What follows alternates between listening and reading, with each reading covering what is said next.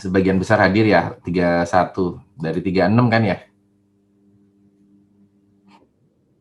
38 masih 6 orang lagi, 32 udah masuk.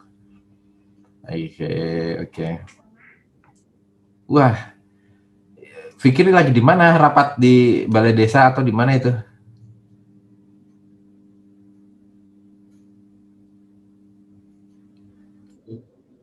Hah? Wih, sebentar, dia belum suaranya belum masuk nih. Fikri, Iza Fikri. Oh ya. Kamu dengar Ini suara kafe. saya? Kedengaran, Pak? Kamu di mana itu Fikri? Di kafe, Pak. Wih, mantul. Mantap. Yang lain masih pada di rumah? Kamu di kafe aman nggak ini? Boleh nggak nih? Nggak PSBB kan? Enggak sih, Pak. Aman, insyaallah. Itu di mana, Iza? Di Pontianak, Kalimantan Barat. Oh, Pontianak. Sambil pesan pisang ini ya, pisang EP ya, atau pisang apa itu yang dikasih cabe? Iya. Biasanya ada di Jakarta sih, Pak. Oh, ada. Siapa yang belum masuk ini? Udah 33. Ada Nisa, ada Zuhrotuh Rofiah, ada Arina Manasikana, ada Fadila Ahmad, Agnes, Timothy. Timothy gimana nih? Camping ya? Kuliahnya? Woi, di jembatan kuliahnya. Enggak, ada Wasilah, kemudian ada Ifati Uzma, ada Lukman, terus ada Azam Izudin ya, ada Fani, Muhammad Ibrah, Siti Dian Mareta, Nisa, terus Al-Fatah, terus Muhammad Gagah, Intan, Fikri, Joyce. Halo Joyce. Halo Bagus Pak, bagus sekali kamar kau. makasih Pak. Oke, Aisyah Nurfaira, terus Natasha Afira, ada Yulia, ada Sandro, Bernardo. Apa kabar Bernal?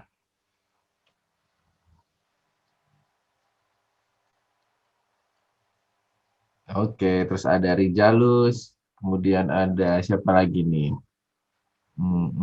Tadi sampai mana? Nah, ini sampai Raka ya, Raka, Desi, terus siapa lagi nih? Ada Desi, ada Rizkina, ada Aris. Wih, Aris emang sengaja bikin efek harsh gitu ya, di belakangnya ada cahaya kuat sekali gitu ya, harsh efek gitu ya.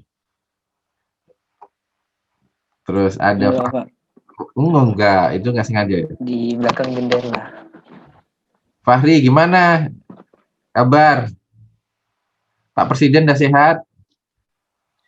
Udah sehat Pak, udah sembuh. Sehat. Pak Trump udah sehat? Nah, itu kamu lagi di Gedung Putih kan?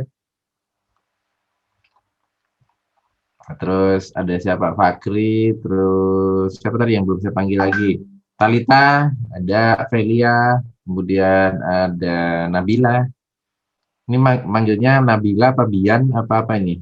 Apa Putri? Nabila, Pak. Nabila, oke Nabila. Terus ada Yaski. Terus ada siapa lagi? Asti Desmaria. Ada yang belum saya panggil? Sudah semua ya? 36, tinggal 2 orang. 2 orang kemana? Kira-kira siapa?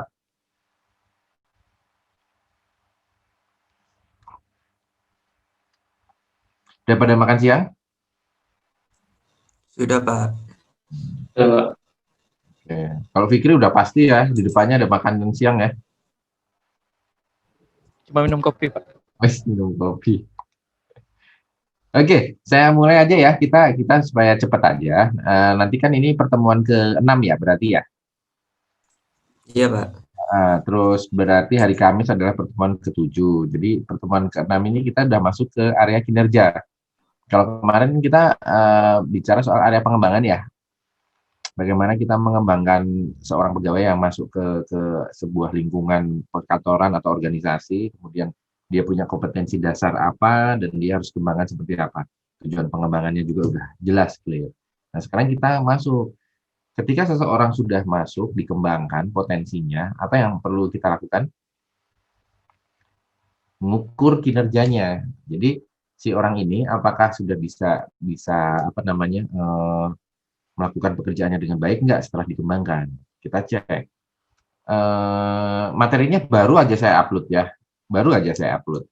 Jadi nanti untuk kalau yang di absensi di mana di Google Classroom ya, itu harus disubmit pas jam kuliah atau ada batas waktu sampai jam 8 malam? Sampai jam 4, Pak. Jam kuliah, Pak. Jam kuliah sampai jam 4 ya. Ya udah nanti tugasnya nggak usah banyak-banyak untuk submitnya. Kamu bikin, kan kita selesai jam 3 ya. Mungkin 30 menit lah kalian nanti bikin resume sedikit, tapi resumenya nggak usah banyak-banyak untuk jadi bahan absen di STS ya.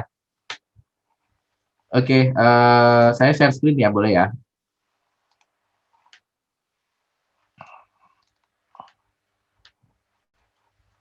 Sebentar. Lu, salah. Sebentar ya, saya tutup dulu.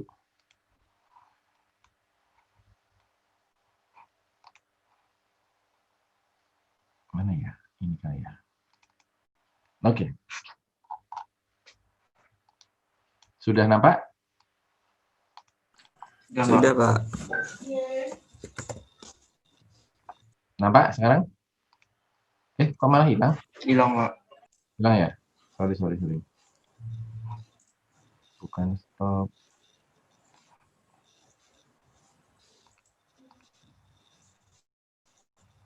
Oke. Ini kita lihat kuliah ke-6 buku 2 bab 4F dan buku 3 bab 8. Ini kalau kalian bisa ambil dari buku yang sudah kita kasih di awal ya. Ada ini kan referensi bukunya ya. Ini tentang penilaian kinerja prestasi kerja atau PPK. Nah, ini kita akan bahas tentang pengertiannya apa dan mengapa harus dinilai, kegunaan penilaian, tujuan penilaian, dan dasar orientasi. Ini saya gunakan slide-nya dari dosen di kelas lain ya, supaya kita juga ada keterbandingan dengan kelas lain. Oke? Nah, dari sini kita lihat ini ada pengertian-pengertian yang sifatnya teoritis sih. Artinya gini nih, penilaian prestasi kerja merupakan sebuah kegiatan manajer untuk mengevaluasi perilaku dan prestasi kerja karyawan untuk menetapkan kebijakan selanjutnya. Maksudnya apa sih sebenarnya? Ya, ini kalau seseorang sudah bekerja, itu kan dia nanti berhak mendapatkan sebuah kompensasi berupa gaji maupun berupa apa namanya pengembangan di sektor berikutnya. Nah, tapi dasar kita menentukan seseorang itu terbaik atau enggak di area itu adalah dengan penilaian prestasi kerja ini. Jadi nanti ada dua aspek yang akan.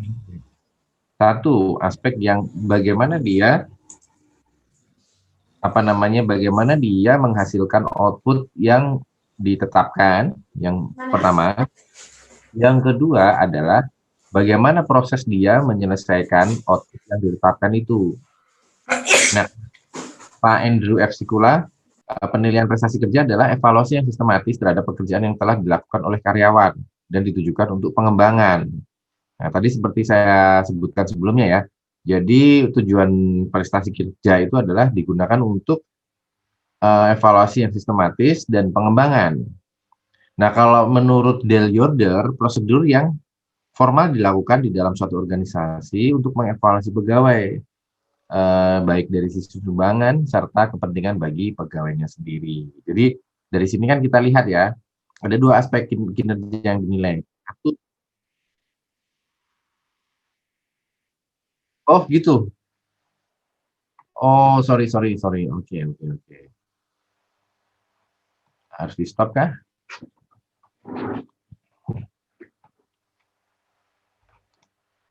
Masih nggak jalan?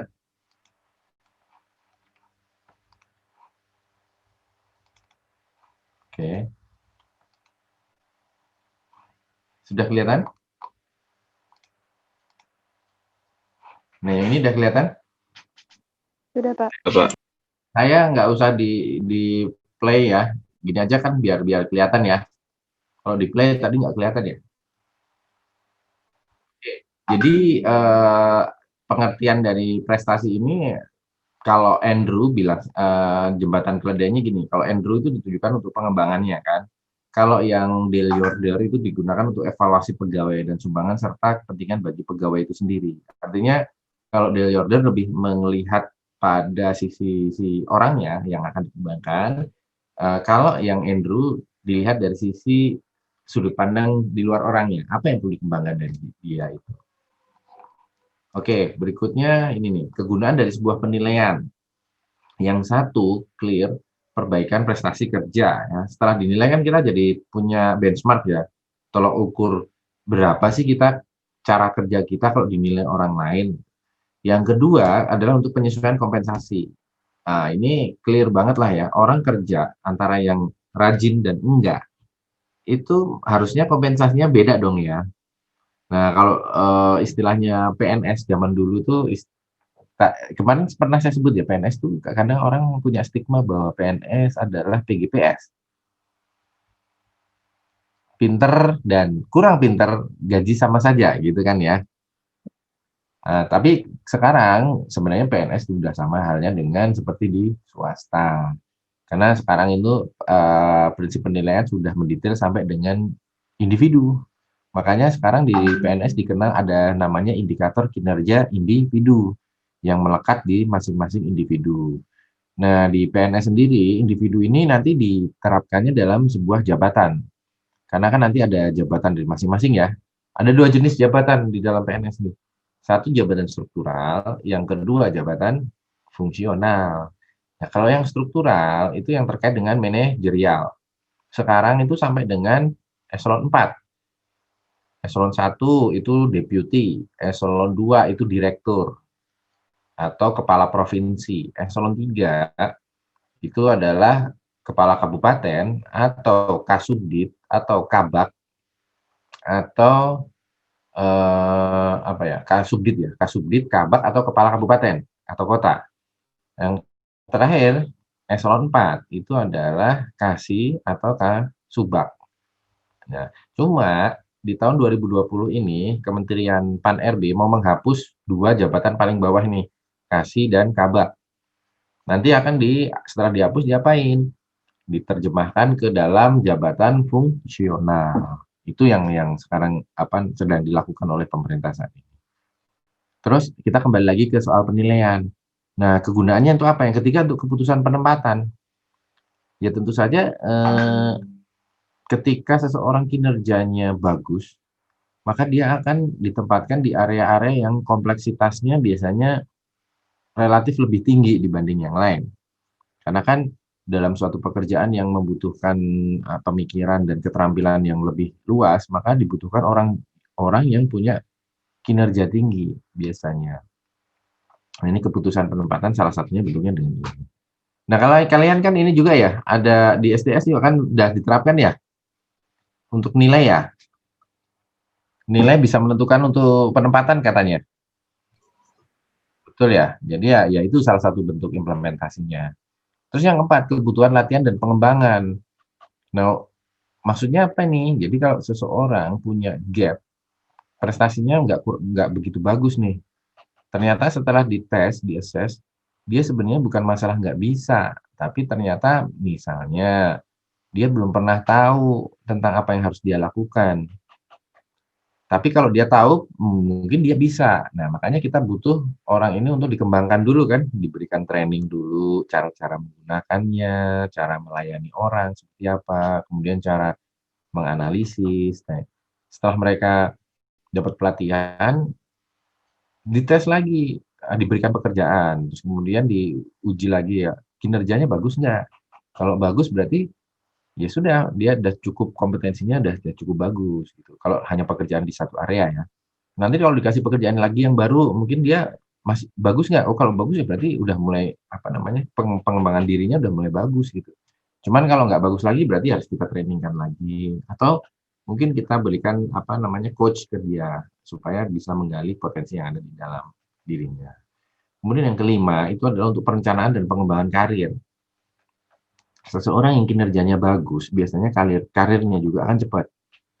Karena kan begini, kalau masalah di kerja nanti, ini resep buat kalian ya. Pinter saja itu tidak cukup. Ya, walaupun kita bicara begini nih. Kita kan bekerja untuk negara ya, untuk bangsa dan negara, untuk BPS gitu ya. Tetapi perantaranya siapa sebenarnya yang mengukur kinerja kita? Mau tidak mau adalah atasan kita. Nah, kalau atasan kita misalnya tidak nyaman dengan cara kerja kita, walaupun kita pintar dan bisa, yang terjadi adalah biasanya nih, tetap ada unsur like and dislike ya, bukan like and dislike ya, istilahnya kalau seseorang sering melihat dia pekerjaannya bagus, kemudian outputnya selalu tepat waktu, hasilnya juga nggak banyak revisi, pasti kan nyaman ya pimpinan ya, atasannya ya. Nah, biasanya nanti ketika ada posisi kosong, misalnya dalam satu organisasi, si atasannya akan memberikan rekomendasi tanpa disuruh kan, tanpa harus kita kita tunjukkan kita apa namanya kita baik. Mereka dengan testimoni sehari-hari aja udah menunjukkan bahwa ini anak bisa bekerja bagus, bisa ditempatkan dimanapun. Maka itu adalah salah satu bentuk pengembangan karir sebenarnya. Kemudian yang keenam, penyimpangan proses staffing. Nah, penyimpangan tuh contohnya begini maksudnya. Apa ya? Kalau seseorang itu pinter, bisa jadi dia tidak harus memulai dari start di nol. Jadi contohnya begini. Misalnya ada satu posisi kosong di area apa? Peneliti gitu ya. Bukan peneliti muda ya. Kalau peneliti di awal kan biasanya co gitu ya, pakai co. Misalnya co-research gitu ya. Nah, tapi dia bisa langsung jadi researcher kalau memang dia punya kemampuan dan potensi seperti itu. Makanya di sini ada yang namanya penyimpangan proses staffing. Kemudian ketidakakuratan informasi. Jadi ini juga bisa dilihat. Jadi contoh misalnya seseorang yang punya background tentang misalnya komputer, terus kemudian di portofolionya dia dimasukkan banyak informasi, contohnya menguasai banyak tentang Office, menguasai banyak tentang apa namanya pemrograman. Nah, ketika nanti diberikan task atau pekerjaan dan hasil penilaian kinerjanya kurang, berarti kan nanti ada yang tidak akurat nih di sisi apa, yang di misalnya di dalam background portofolionya dia sebenarnya paling bagusnya ada di area komputer nih Office, tapi diminta bikin tabel apa namanya pivot gitu yang terkait dengan beberapa variabel, dia agak lama nih kurang bisa mampu. Berarti ada bagian tidak akurat. Oleh karena itu maka setelah hasil kinerjanya digunakan dilihat dan dianalisis, kita kembali lagi ke poin 4, dikembangkan apa yang kurang di diri seseorang itu. Terus ada lagi 8, kesalahan desain pekerjaan. Artinya begini, kadang ada orang yang punya kompetensi tinggi, misal, tapi ditempatkan di area yang bukan di potensinya itu. Contoh misalnya, seseorang seneng main drone. Ada di antara kalian yang suka main drone? Apa istilah profesinya? Pilot dia, drone pilot ya. Atau dia nggak suka ngitung-ngitung gitu, tapi sukanya nulis, membuat kata-kata, apa namanya, komik, cerpen gitu. Nah, kalau orang ini misalnya diletakkan di area yang terlalu administratif, pekerjaannya berulang-ulang, repetisi, orang ini kan cepat bosan berarti ya. Itulah yang dimaksud dengan right man on the right place. Nah, ketika salah, kita cari untuk cara mencari tahu bahwa dia posisinya kayaknya nggak di situ deh harusnya gitu. Dengan apa? Ya salah satunya dengan penilaian kinerja ini. Jadi ketika dilihat, loh dia kok nggak bisa ngerjain ini ya, maka dites. Oh iya, kecenderungan dari tesnya apa? Oh ternyata dia lebih suka di arah seni, daerah komunikasi dengan orang lain misalnya. Ya udah, pindahkan saja dia ke area apa namanya PR gitu ya, public relation gitu. Nanti di sana ternyata dia jadi moncer. Saya punya cerita nih teman. Jadi saya dulu punya teman satu angkatan. Waktu kuliah itu biasa aja dia. Waktu kuliah, karena kan waktu kuliah kita belajarnya apa? Statmat. Belajar nggak? Ya, apalagi? Alin.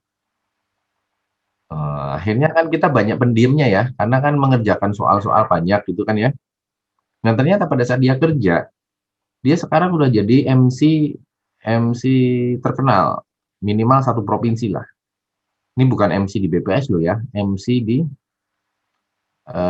skala umum lah, di radio dia jadi penyiar, di televisi lokal dia jadi penyiar juga, bahkan dia jadi beberapa narasumber yang dibayar untuk ini apa namanya membicarakan soal public communication gitu. Ternyata orang ini adalah otak kanan. Waktu di STIS dia nggak begitu tergali kan, tapi begitu kerja dan dia ditaruh di area humas dan apa area tentang seperti itu, keluar dan memang luar biasa jadi lebih bagus gitu. Jadi memang gini, satu organisasi itu nggak butuh semuanya ibaratnya gini ya, sebuah medan perang atau tentara, kita nggak butuh semua orang jadi prajurit, bener nggak? Karena ada yang kita butuhkan mungkin ahli mesin, ya kan? Kita butuhkan juga mungkin ahli apa? Mengendarai misalnya mengendarai kendaraan ya pesawat, tank atau apa namanya lapis bajanya kalau dalam perang ya. Kemudian ada orang yang dia bisa megang senapan panjang, sniper gitu.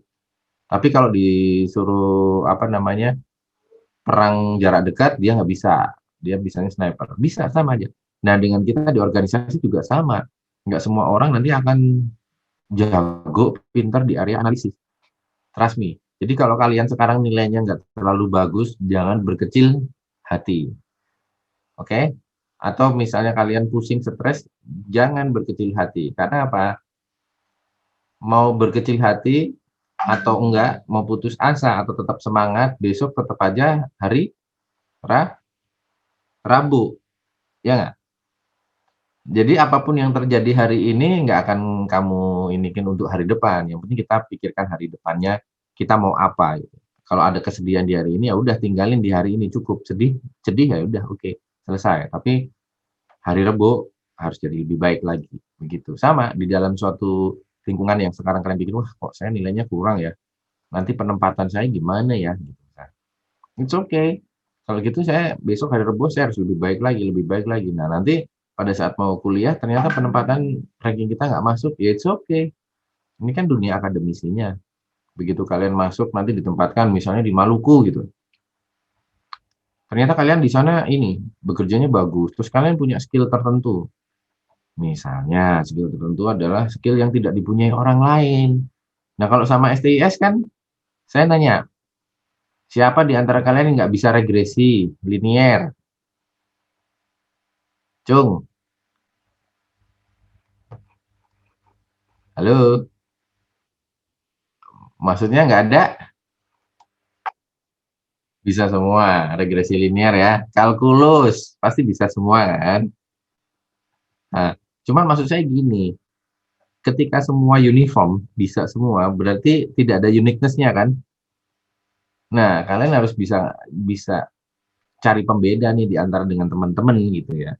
Bisa jadi misalnya kalian sama-sama bisa apa namanya regresi linear, tapi sekarang regresi linear doang kalau diwujudkan dalam bentuk angka, misalnya indeksnya ketemu 0,9 A plus 7 X1 plus C konstanta.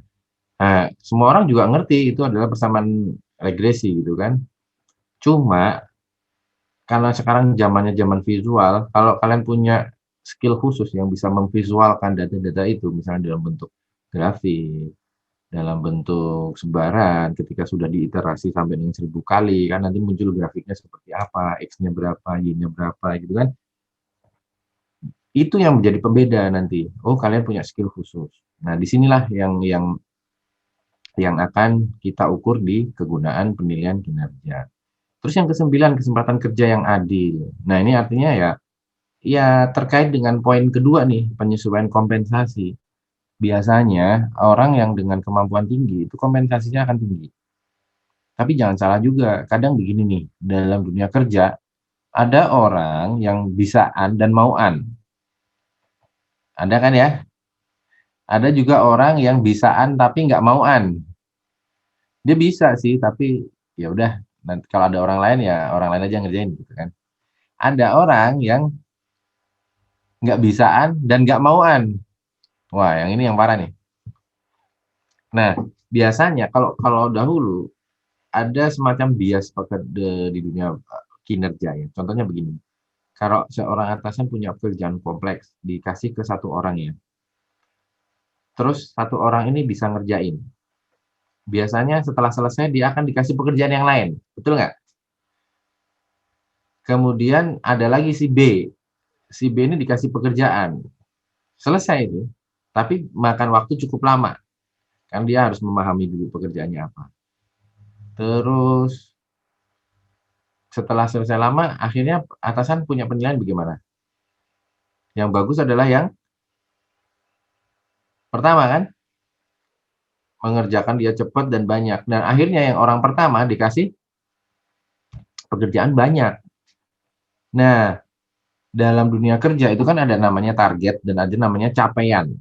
Dikasih targetnya 5, dia capaiannya berapa? Lebih dari 5, berarti exceed ya. Kurang dari 5 berarti under gitu kan, underperform kan.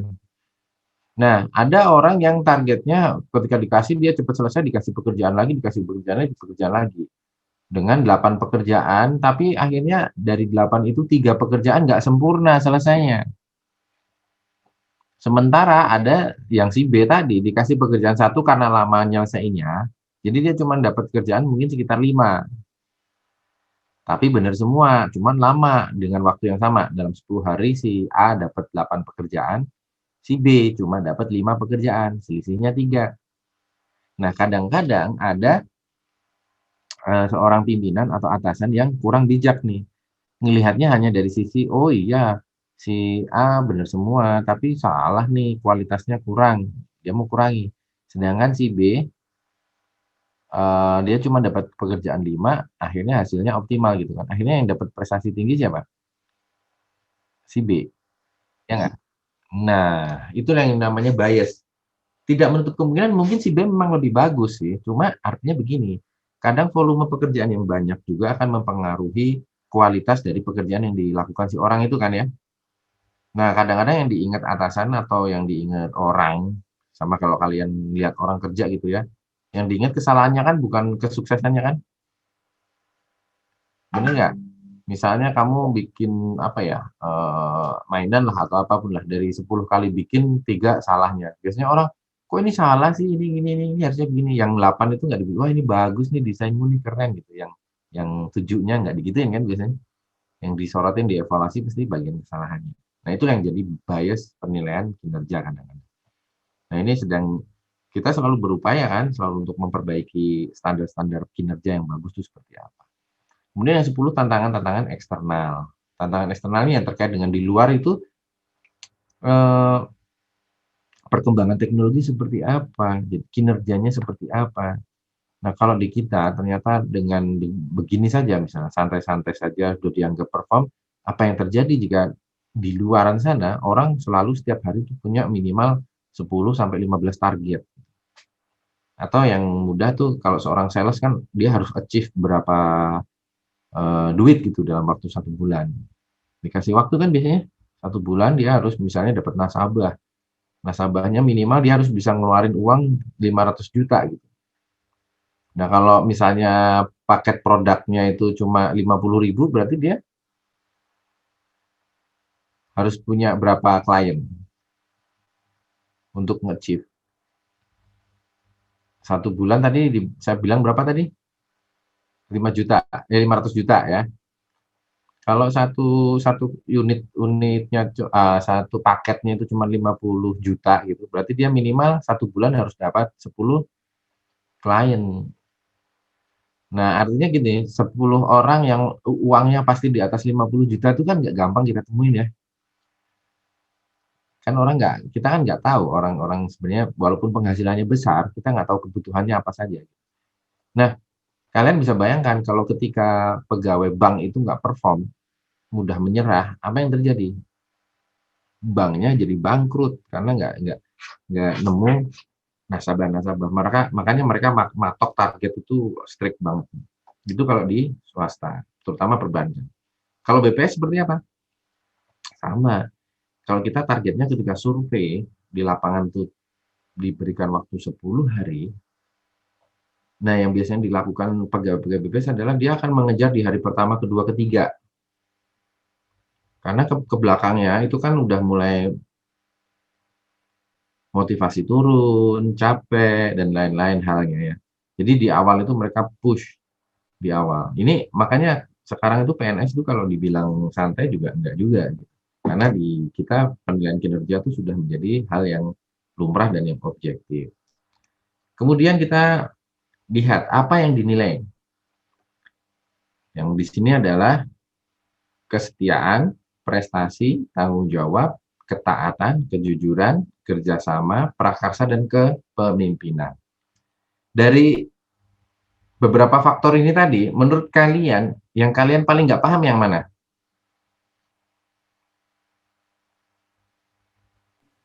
Prakarsa mungkin, Pak. Prakarsa. Iya, Oke. Kalau yang lain, saya nggak perlu jelaskan secara verbal ya, karena ini kan udah bisa dipakai dengan kalimat-kalimat sendiri juga bisa ya. Kalau prakarsa itu sebenarnya initiate atau inisiatif ya. Seseorang itu begini, ketika seseorang diberikan tanggung jawab suatu pekerjaan, apa yang akan dia lakukan pertama? Itulah yang disebut inisiatif, initiate atau prakarsa ini. Pertama, ada beberapa pemilihan kan, ketika contoh misalnya, Bernal, sini Bernal, saya mau kasih kamu pekerjaan, buatkan saya tabel dynamic antara beberapa variabel, 3 variabel, bisa pakai pivot table, pakai Excel aja. Nah, kalau si Bernal, ya Pak, siap. Terus dia pas ketika balik kanan, itu yang gimana ya tadi ya? Saya iya-iya aja sih, yang penting bos seneng gitu kan. Cuman ya udah nanti saya cari tahu dari teman. Nah, itu salah satu bentuk inisiatif juga sih, nanya ke temennya. Yang kedua, atau dia balik gini, maaf Pak, saya sebenarnya belum tahu Pak tentang tabel yang isinya 3 variabel itu. Gimana Pak? Bisa bantu saya Pak? Pakai apa Pak? Atau apa gimana? Nah, itu salah satu bentuk inisiatif. Atau dia diam aja, siap Pak. Pergi dia. Ternyata dia nyari tahu siapa orang yang bikin ini. Terus dia bayar orang itu. Selesaiin pekerjaan. Ya nggak apa-apa, itu inisiatif kan. Salah satu bentuk penilaian output. Jadi kalau saya minta misalnya dalam 2 hari harus nyalahin tabel itu, bisa tabel itu balik ke saya. Tapi kan Bernard mengeluarkan effort yang lebih untuk itu. Nah, ini baru dari sisi satu aspek. Salah nggak Pak yang kayak gini? Enggak. Itu adalah salah satu taktik atau bagaimana kita menyelesaikan suatu target capaian. Nggak masalah. Tapi nanti kan penilaiannya ada nggak cuma satu aspek ya. Ada yang namanya kejujuran, ada yang namanya loyalitas, kesetiaan. Dan pas dilihat ternyata yang ngerjakan orang lain. Berarti apa? Kan pimpinan nanti akan melihat kita secara target itu bisa mumpuni. Tapi secara leadership kitanya jadi tidak punya pattern. Ya kan? Nah, pegawai kayak gini nih cocoknya sebagai apa? Misalnya, fungsional, jadi function aja. Artinya apa? Dia pasti akan orientasinya menyelesaikan target dengan cepat deh. Jadi kalau ada masalah apa-apa, dia pasti bisa nyelesain dengan cepat. Tapi, itu tadi, biasanya orang tipe-tipe kayak gini adalah yang ngejar kompensasi tinggi. Artinya secara materi dia akan ngejar, kalau gajinya sepadan. Kalau nggak sepadan kan masa iya dia mau bayar orang lain lebih mahal dari gaji dia? Nah, ini dong, besar pasarnya. Nah, orang-orang seperti ini biasanya nanti dengan ditempatkan di area operasional. Karena apa? Dia settingan targetnya akan cepat dan dia bisa menyelesaikan masalah dengan cepat juga. Tapi ada juga orang yang dia akan berusaha belajar, kemudian membuat sesuatu, kemudian dengan cepat dia bisa. Kalau sekali kan biasanya lama ya, karena masih coba-coba belajar dulu. Tapi begitu sekali bisa, ke belakangnya kan bisa lagi ya, kalau ada kasus pekerjaan yang sama ya. Nah, orang-orang yang seperti inilah yang mau pembelajaran ini punya ketaatan, kejujuran, punya loyalitas. Nah, itu ada pertimbangan lain juga di area kinerja. Nah, ini diusahakan harus transparan kepada karyawan. Kalau emang nggak bisa, ya bilang. Dan kenapa nggak bisa, itu disampaikan. Nah, demikian hanya pimpinan. Kalau melihat nilai kamu nih 80 nih, kenapa? Karena kamu membuat kesalahan di sini, sini. Tolong diperbaiki lagi. Pas diperbaiki, balik lagi. Oh, masih ada kesalahan 2 lagi. Ini. Untuk yang ketiga kali, balik lagi. Oh iya, benar semua. Oke. Next-nya, kalau bikin barang yang sama, maka dia akan zero mistake. Karena yang pertama sudah di coaching kan, saat tadi sama atasannya. Oh ini salah nih, harusnya begini, oh begini, oh ini begini. Nah jadi next-nya karena pengalaman dia, oh iya harusnya begini ya, dia akan nggak akan melakukan kesalahan yang sama. Ya, yang dievaluasi ini juga bisa dari 5W 1H. What, who, where, when, how, and why. Kalau dari sini clear lah ya. Terus aspek yang dinilai nih. Pertama, ada kemampuan teknisnya. Penggunaan pengetahuan, metode, teknik, dan peralatannya. Kemudian ada kemampuan interpersonal yang saya sebutkan tadi. Bisa bekerja sama, bisa memotivasi orang lain, melakukan negosiasi. Kan tadi saya bilang gini kan, selesaikan pekerjaanmu. Ini nih, saya kasih pekerjaan. Selesai harus besok ya. Apakah kalian harus menyelesaikan sendiri? Enggak kan? Kalau punya tim, ya bisa jadi kita selesaikan secara tim. Kalau nggak punya tim, kalau dia tahu ada orang yang lebih jago dari dia, dengan sedikit istilahnya imbal balas yang setimpal, misalnya dengan dibayar berapa gitu, kamu bisa use him or she. Use ini dalam posisi yang positif ya. Use itu menggunakan dalam sisi ya kita akan membayar dia gitu. Maka ini salah satu bentuk entrepreneurial yang bagus. Entrepreneurship juga. Jadi kalau dia bisa mengerjakan sesuatu yang lain yang besar, kemudian pekerjaan yang dia kerjakan itu tidak terkait langsung dengan tanggung jawab moral, itu bisa dilakukan seperti itu. Tapi kalau yang terkait dengan tanggung jawab moral, misalnya karena suatu jabatan kalian harus mengerjakan itu, terus kalian subkon ke orang lain, itu namanya moral hazard. Secara moral kalian nggak bagus kan, karena memindahkan pekerjaan kepada orang lain. Yang ketiga adalah kemampuan konseptual. Nah ini yang terpenting nih. Ketika diajak ngobrol, nanti cuma diem aja gitu. Tapi pas dia minta mengerjakan sesuatu, dia cepat. Ternyata pada saat ngajak ngobrol itu, dia menyerap semua dengan banyak. Ya, terus habis itu pas diminta dia udah mulai kita kerjain. Wah, cepat bisa ngerjain. Oh, dia ternyata pas diem ngajak ngobrol ini di dalam otaknya itu sudah terbentuk frame-nya. Oh, nanti kerjaan gue pertama ini, kedua ini, ketiga ini, keempat. Nah, nanti begitu, oke, silahkan kerjain. Baru dia mulai ngerjain di laptop. Udah ada kerangka panduannya di kepala. Itu yang dimaksud dengan kemampuan konseptual. Memahami kompleksitas perusahaan dan penyesuaian bidang gerak secara menyeluruh. Sampai sini ada pertanyaan?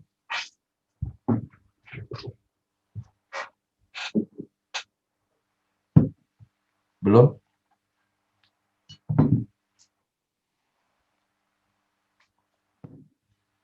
Saya minum ya, haus ya. Oke. Mengapa dinilai? Why? 1. Meningkatkan kepuasan karyawan. Karena kita akan memberikan pengakuan atas hasil kerjanya. Nah, orang akan semakin termotivasi kalau ya tadi ada semacam penilaian, hasil kerja kita ternyata dianggap 90% loh, keren.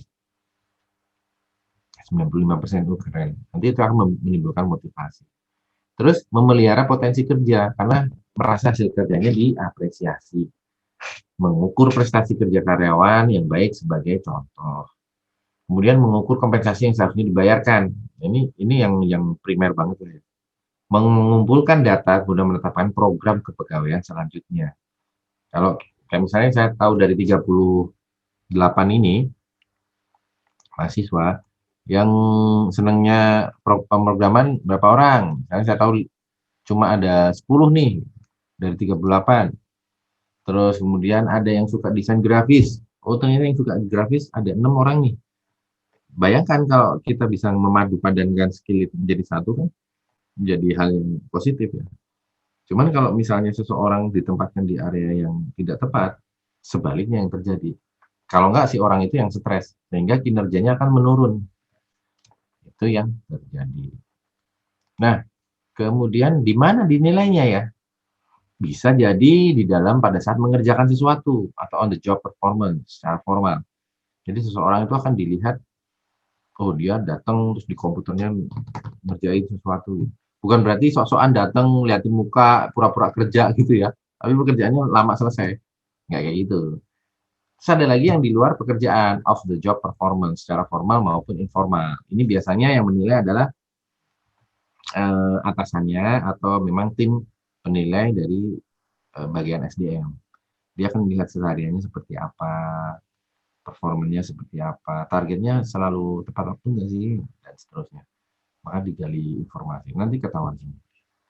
Dimanapun diharapkan mampu sebagai teladan. Nah, terus kapan dinilainya? Penilaian ini biasanya secara periodik. Kalau di Indonesia, penilaian ini dilakukan dalam waktu 1 tahun untuk melihat globalnya. Kemudian dinilai secara bulanan untuk mendapatkan kompensasinya.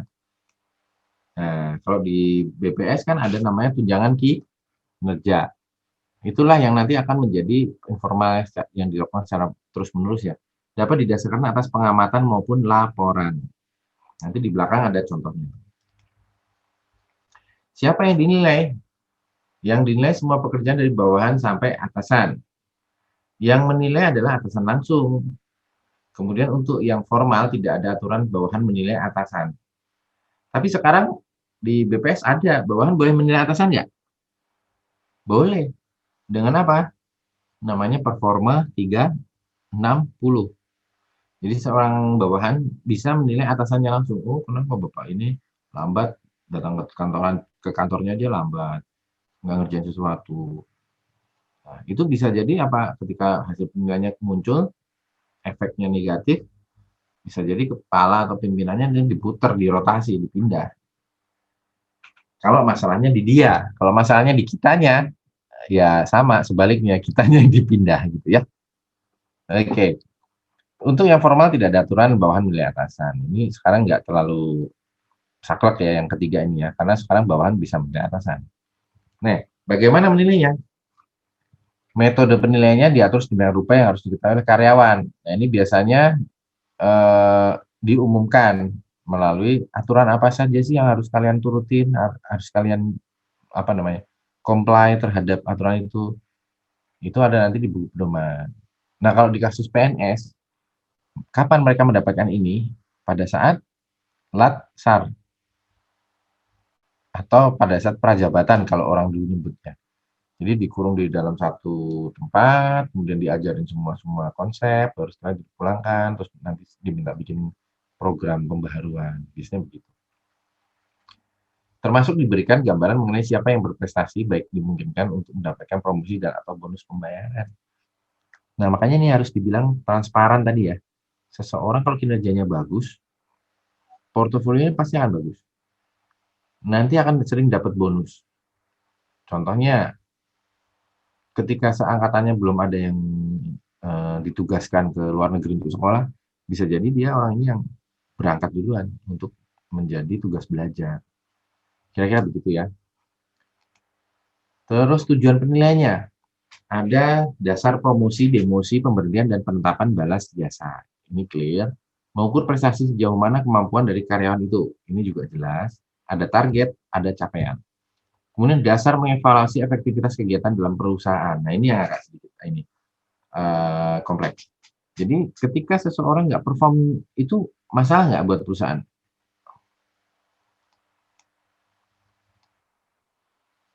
Sebenarnya bukan masalah kalau satu yang nggak perform. Langsung dites, diuji coba, dinilai, terus kemudian kita konsultasi sama yang bersangkutan. Kalau yang bersangkutan nggak ada motivasi lain, berarti memang skill untuk pengembangan dirinya kurang atau belum cukup. Ya, harus kita trainingkan atau kita sekolahkan. Tapi kalau semua orang salah gitu ya, performnya rendah, berarti ada yang salah dengan sistemnya. Nah, itu yang harus kita ubah dengan apa namanya, dengan dasar-dasar yang ada di sini tadi. Terus yang keempat, sebagai alat meningkatkan motivasi kerja karyawan agar performance baik. Iya, kira-kira seneng nggak kalau misalnya nama kita dipajang menjadi employee of the month gitu ya? Seneng kan ya? Selain dapat apa kompensasi materi, nanti kan dapat uang gitu ya, atau dapat barang atau apapun lah ya. Tapi begitu namanya dipajang, kan itu gue loh gitu kan ya. Jadi, oh iya tahun ini gue udah ini, minggu depan, bulan ini aku udah dapat employee of the month. Bulan depan dapetin akhirnya dia getol kerja smart dan lain-lain ya. Cuman kan orang datang silih berganti. Nanti kalau ada yang lebih pintar dari dia, apa yang terjadi? Bisa jadi ke replace nggak orang ini? Iya, betul. Tapi jangan sampai kayak yang di TikTok itu ya kan? Jangan sampai ke replace ya, yang itu loh. Pergilah kasih, kejarlah, apanya itu? Yang ngegas itu. Nggak tahu, Pak. Nggak tahu. Nggak pernah main. Selingkuhan, Pak. Wah, itu update banget tuh. Itu kocak tuh, lucu tuh. Ngegas banget ya. Kayaknya menjiwai sekali. Nah, artinya gini, jangan sampai kita terganti oleh orang lain gitu kan. Setiap orang pasti akan akhirnya berusaha untuk menampilkan dari dirinya yang terbaik. Betul nggak? Nah, sama di dunia kerja juga ketika seseorang nanti dipuji atasannya, kerjamu bagus, cepet lagi gitu kan. Nanti rekan kerja di sampingnya tuh gimana? Wah, si Sita ini kerjanya bagus banget ya, keren banget ya. Oh, aku bisa nggak ya kayak gitu gitu.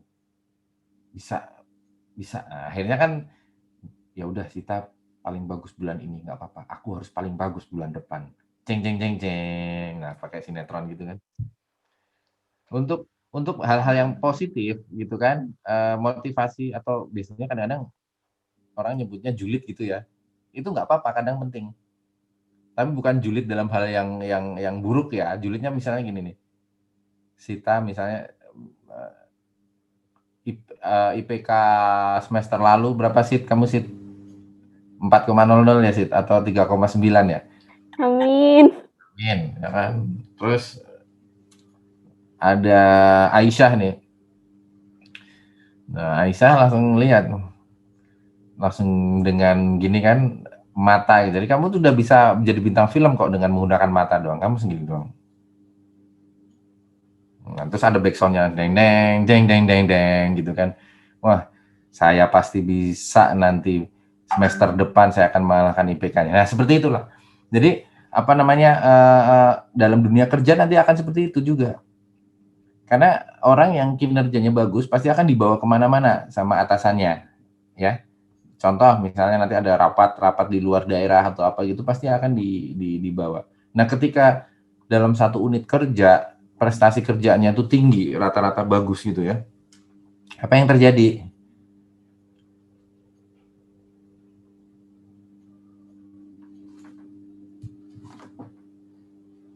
Nungguin ya.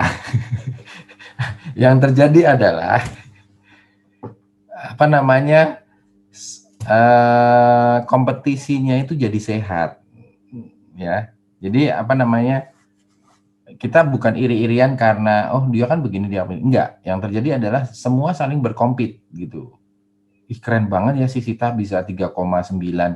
Gimana sih cara belajarnya dia? Akhirnya kepo. Sit, lu kalau belajar gimana sih gitu? Enggak, biasa aja. Gue cuman baca buku jam 3 pagi sampai jam 5 doang. Terus habis itu sholat subuh, terus berangkat, terus pulang bikin resume. Terus habis itu pulang sekolah, pulang kuliah makan. Sorenya lagi nonton TV sebentar setengah jam. Terus habis itu buka buku lagi sampai jam 11 malam gitu. Terus kamu bilang, oh pantes. Nah, kira-kira begitu. Nah, untuk ngalahin Sita, haruskah dengan cara yang sama? Enggak juga, ya kan? Oh, Sita dengan cara membaca gitu. Gue nggak suka baca, gue sukanya dengerin. Nah, siapa tahu ada yang jadi setiap saat dia recordernya nyala di kelas dan seterusnya. Seperti itu. Dengan metode masing-masing, ada orang yang suka baca, ada yang suka visual. Nanti di dunia kerja juga sama seperti itu. Tinggal kompetitif yang kita ciptakan adalah kompetitif yang positif. Oke. Terus next. Sebagai dasar evaluasi ini kan tadi masih tujuan penilaian ya. Sebagai dasar evaluasi program latihan, tadi sudah saya sampaikan di awal. Terus sebagai indikator untuk menentukan kebutuhan pelatihan karyawan, ini juga sudah saya sampaikan di awal tadi ya.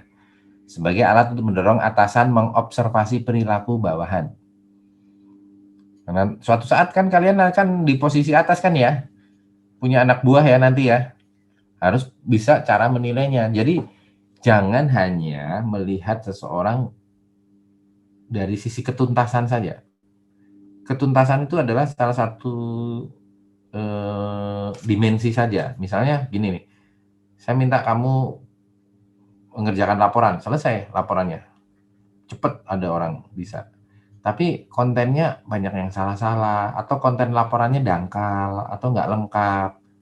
Ini tolong dong dikembalikan lagi. Akhirnya tektok sampai berapa kali. Ada juga orang yang nyelesainnya agak lama, tapi begitu dikumpulkan langsung nggak ada kesalahan. Ada yang tipikal seperti itu.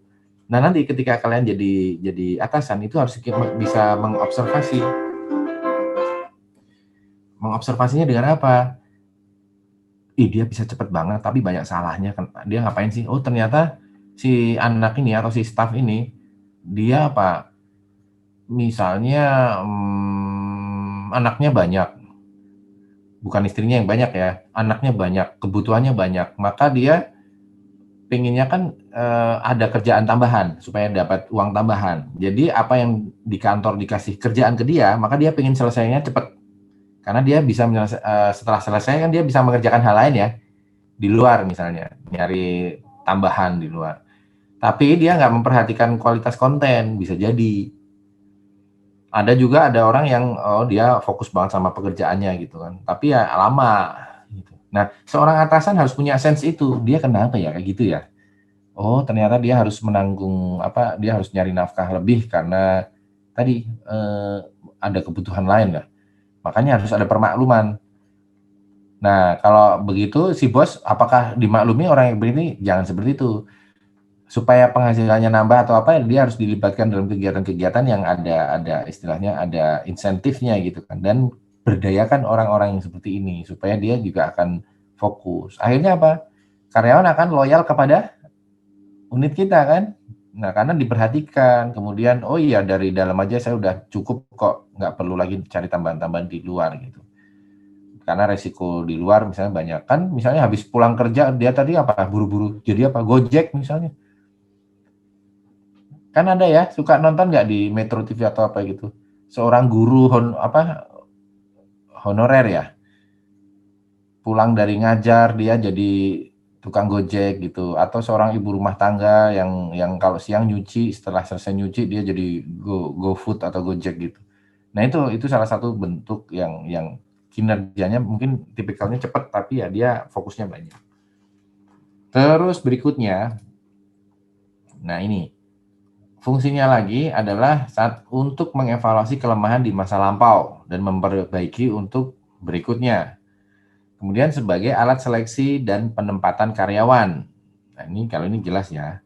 Memperbaiki dan mengembangkan uraian pekerjaan.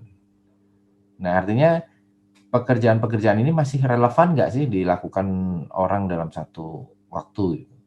Terus yang terakhir adalah mengidentifikasi kelemahan karyawan dan menempatkan di tempat yang sesuai. Jangan kaget, nanti kalau pertama kali kalian ditempatkan, tiba-tiba ditanya yang seperti saya sampaikan dulu ya. Nah, printer ini kok nggak bisa ya? Gimana ya? Bisa nggak kamu perbaiki printernya? Hai Duma, Bu, saya ini lulusan data analisis ini. Saya taunya membuat analisis nggak bisa soal printer. Nggak bisa begitu. Karena kalian nanti komputasi statistik gitu kan, yang melekat itu kan komputasinya, seolah-olah kalian tuh ahli komputer gitu kan. Itu ternyata printer drivernya aja yang belum diinstal gitu misalnya. Kalian ya minimal tahulah cara nginstal driver gitu kan ya. Terus misalnya ini kok internetnya nggak bisa ini. ternyata alamat IP-nya belum di-setting gitu kan. Jangan yang cuma alamat yang diberi oleh modem ya, 192.168.1.1 berapa begitu kan, kalau yang default. Nah, nanti kalian ubah-ubah, misalnya di kantor kalian IP-nya menggunakan settingan berapa, disamakan. Nah, itu kalian minimal pengetahuan-pengetahuan dasar seperti itu harus tahu. Terus berikutnya, kita bicara soal syarat dari sebuah penilaian. Yang pertama, harus bersifat jujur, objektif, dan mempunyai pengetahuan mendalam tentang unsur yang dinilai. Nah, seorang atasan harus punya konsep ini. Terus yang kedua, mendasarkan benar atau salah, baik buruk, tidak didasarkan atau suka tidak suka. Ya. Terus tahu uraian pekerjaan karyawan yang akan dinilai. Mempunyai kewenangan formal, ya ini harus seorang atasan yang menilai ya. Terus harus beragama dan beriman agar jujur dan adil. Intinya sih di jujur dan adilnya. Nah, sekarang value apa yang bisa membuat orang jujur dan adil? Ya value kerohanian kan? Agama manapun kan pasti akan selalu mengajarkan bahwa kita selalu diawasi gitu kan ya. Nah, ketika kita merasa selalu diawasi, kira-kira akan sulit kan untuk melakukan kesalahan. Makanya kalau seseorang itu gampang banget melakukan kesalahan atau kejahatan atau apa ya, istilahnya hal-hal yang nggak sesuai gitu. Berarti di saat titik itulah dia pasti kerohaniannya lagi rendah-rendahnya gitu. Itu gampang deteknya. Terus berikutnya kita lihat, nah di sini nih siapa penilai? Gua ini tahu ini kartun siapa namanya? Kakeknya siapa? Wih, Simpson. Oh, berarti sering nonton ya. Ada Netflix di rumah berarti ini. Oke, nah ini informal tanpa kewenangan, terutama dilakukan oleh masyarakat, konsumen atau rekanan atas pelayanan yang diberikan. Ini jelas ya. Apa namanya? Contoh misalnya, sebentar, saya ada telepon.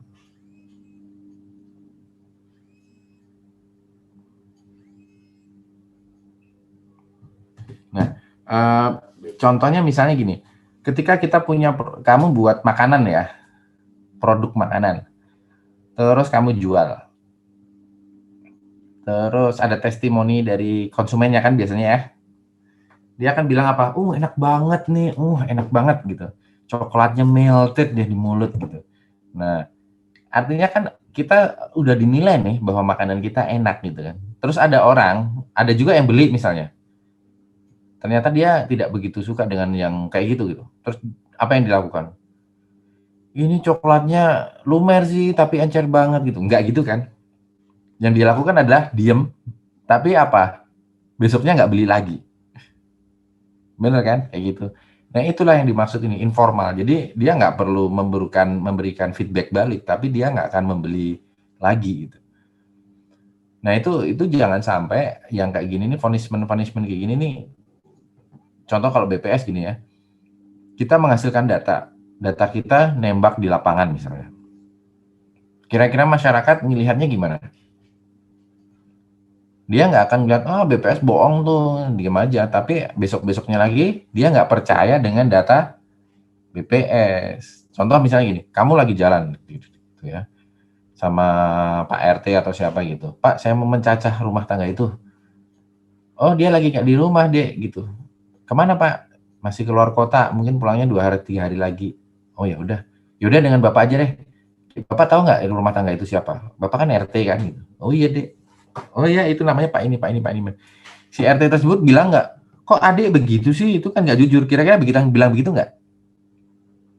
Enggak kan, paling dalam hati dia cuma main mata doang.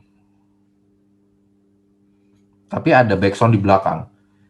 Ini adik ini orang BPS, tapi kok nembak ya? Dia kok malah nanya ke saya, nggak nanya ke orang langsung ya? Nah gitu kan. Nah dia akan ada stigma bahwa orang BPS itu ternyata kalau nggak ketemu sampelnya, dia akan mencoba mencari dari informasi itu ini sendiri gitu, dikira-kira sendiri gitu.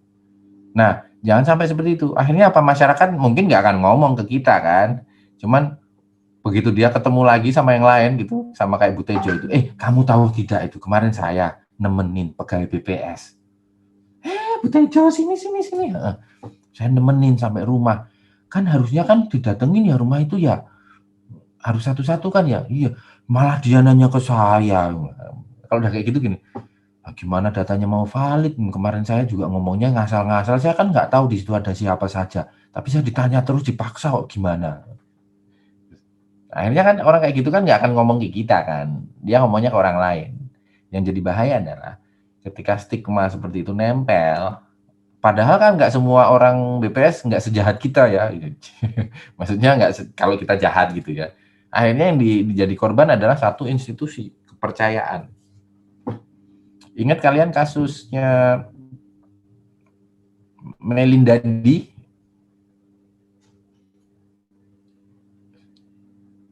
Ayo. Siapa? Siapa yang bilang saya, Pak? Wasilah, ingat? Enggak. Enggak. Oh ya. Oh, mungkin kalian belum lahir ya. Itu kasus ada di tahun 2010 apa berapa ya? Jadi ada bank namanya dulu namanya, aduh saya lupa. Senturi bukan, Pak? Bukan Senturi.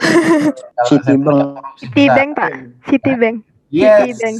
yes, bener. Siapa ini yang jawab tadi? Talita, Pak. Oke, itu dulu ada namanya Citibank. Kalian tahu nggak? Dulu itu Citibank itu adalah pesaing dari kayak BCA, gede banknya itu. Kartu kreditnya aja semua orang punya kan Citibank gitu kan nyebutnya. Tapi gara-gara satu marketing director namanya Bu Melinda tadi, dia menggelapkan uang nasabahnya dipakai untuk kepentingan pribadi. Yang hancur adalah nama banknya. Semua orang langsung narik semua uangnya di situ. Jadi kan apa? Bank itu jualannya apa?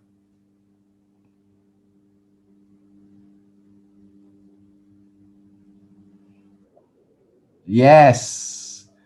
Bank itu jualannya adalah trust. Di mana orang percaya supaya naruh uangnya di bank itu kan. Nah, ketika kepercayaan udah luntur, apa yang terjadi? Hancur bisnisnya kan. Sama kayak pesawat waktu kejadian Adam Air. Adam Air waktu itu kan ada kena musibah ya, jatuh. Tapi yang terjadi adalah rekaman itu kan diekspos ya. Masih ingat rekamannya gimana?